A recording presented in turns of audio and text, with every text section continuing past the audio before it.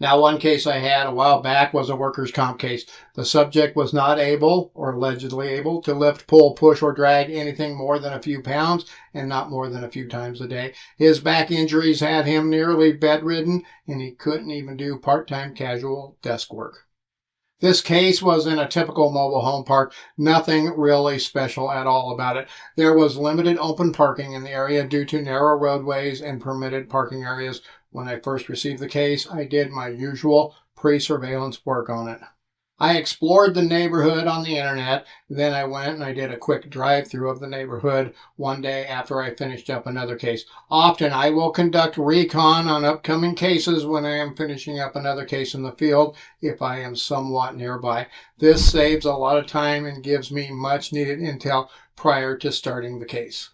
My neighborhood drive-through revealed how limited the parking really was in the trailer park.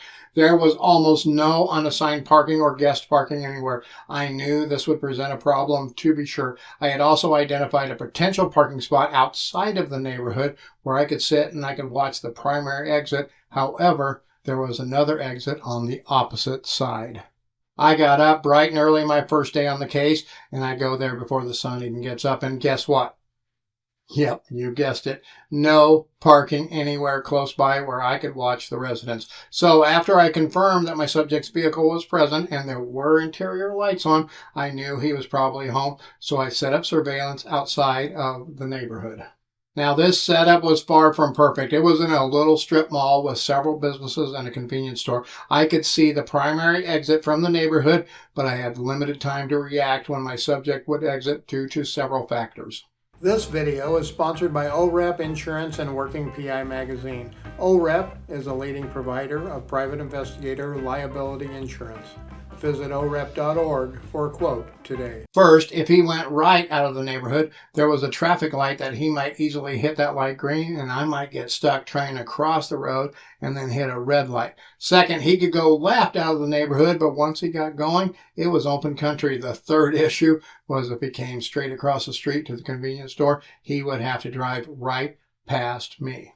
Now, that first day, I had very bad luck. In fact, after the first couple of hours, I did a drive-by and his vehicle was gone. Yep, he left and I never saw him. That told me he must have left and went out the other exit on the opposite side of the mobile home park, or he was going out on a different route than the one that I took to get to his residence.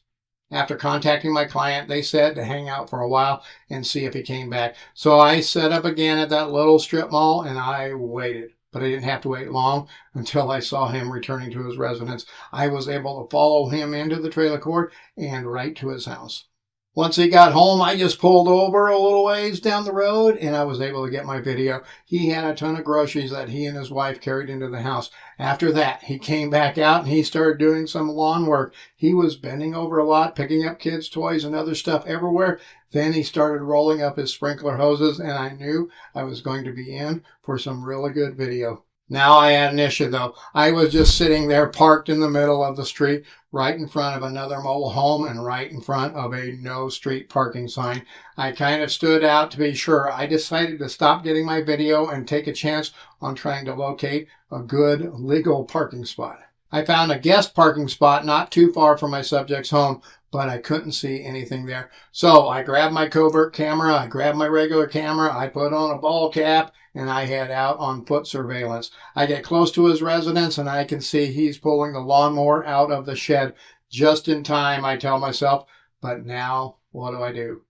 I couldn't find any place to be able to just stand there for more than a few seconds without looking rather suspicious. There was a park for the court about a block away, and I could see some benches there, but I knew that I couldn't see his house from there, so I knew I had to get creative. As I was walking slowly past his house, suddenly I see the mailbox cluster sitting there on the opposite side of the street.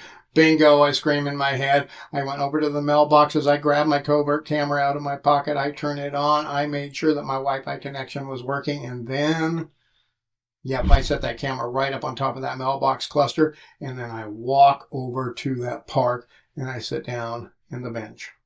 I don't think I have ever been so nervous leaving a drop camera anywhere. I have used many types of drop cameras in my life, many types of scenarios, but leaving this expensive camera just sitting there in the sunlight and very exposed made me quite nervous, to say the least.